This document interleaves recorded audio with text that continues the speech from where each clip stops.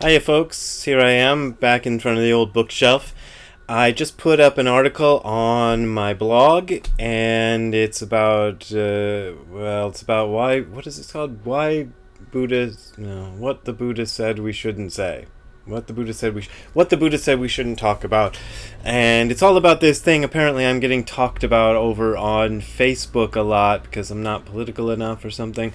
Anyway, go read that. I'm not going to talk about that right now. That's not what I want to do a video about.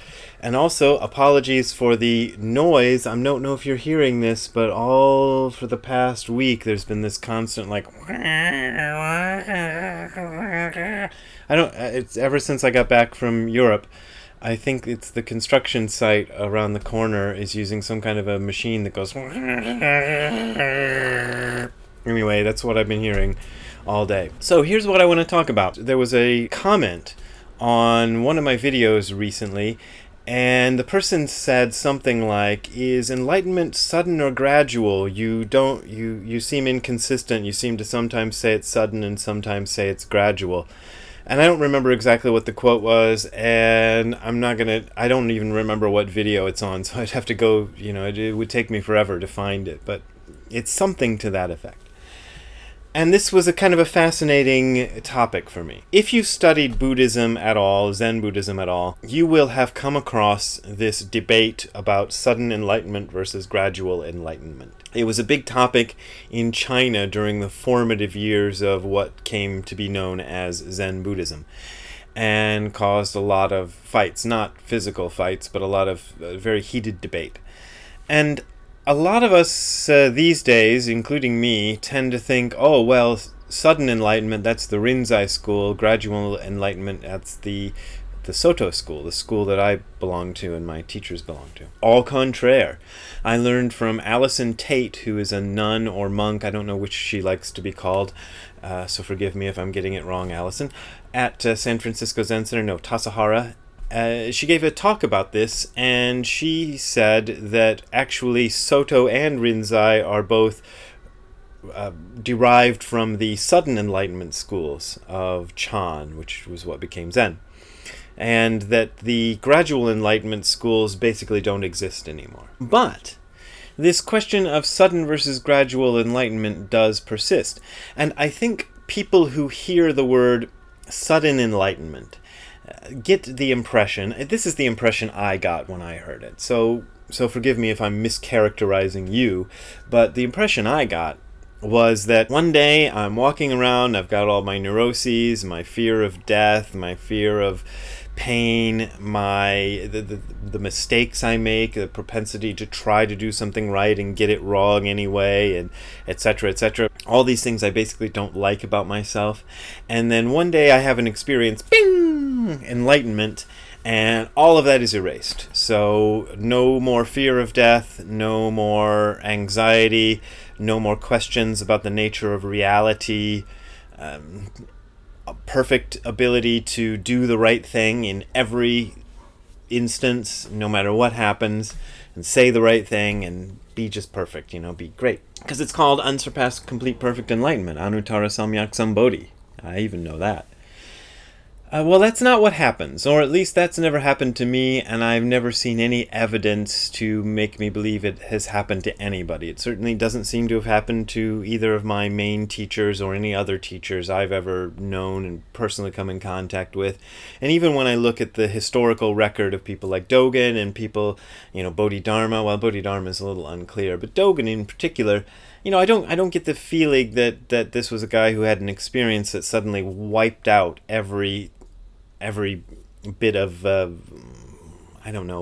badness or dislikability. He doesn't, he seems kind of a cranky guy in some of his writings, even post all of the experiences he had of dropping off body and mind and so forth. I'm sure there were times he wasn't a great person to be around, and he probably made mistakes and so on and so forth, and certainly Buddha says right out that he was making mistakes all the way up until the very end. So that's not what happens. There is this experience that people call Satori or Kensho and things like that.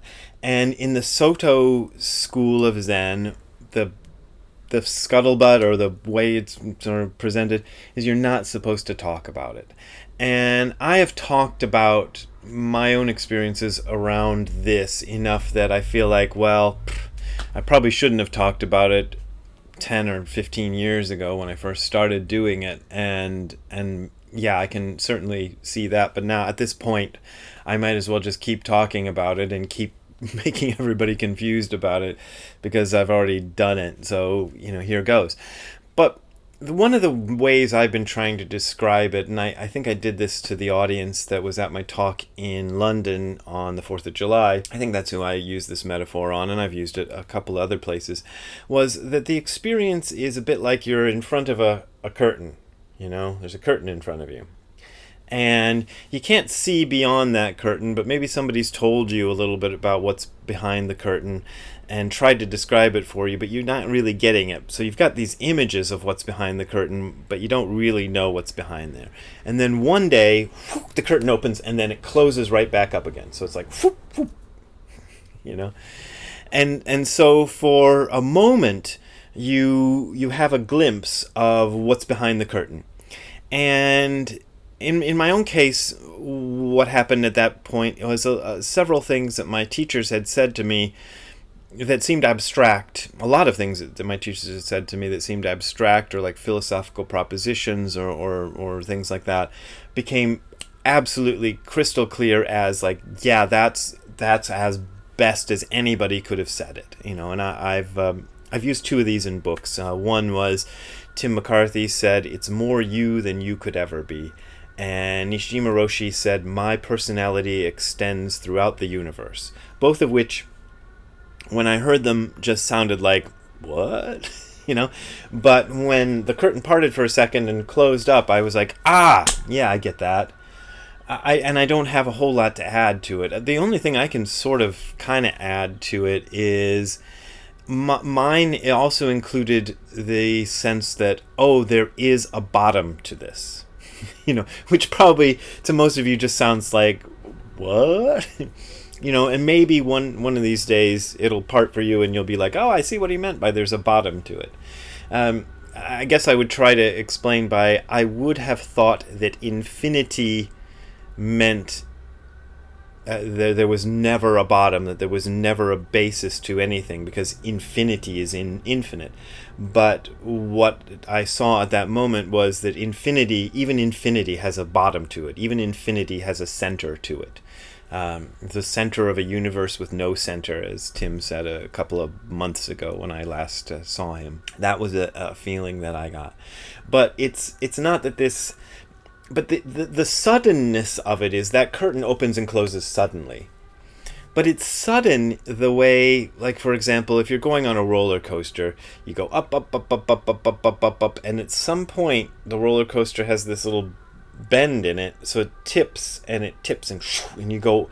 So when you go on the roller coaster, that's sudden, but it's sudden only because there was all this work involved in getting up the roller coaster in the first place. But as you're going up the roller coaster, you're not feeling the part of it. You're just kind of anticipating it. I don't know, whatever you're doing, but you're not feeling that shoom. So it's like a tipping point. It's like when you stack cards, trying to make a house of cards, and at some point you put one too many cards on it, right? And it falls, and the fall is sudden, but it's only sudden in relation to all the work you've done to get there.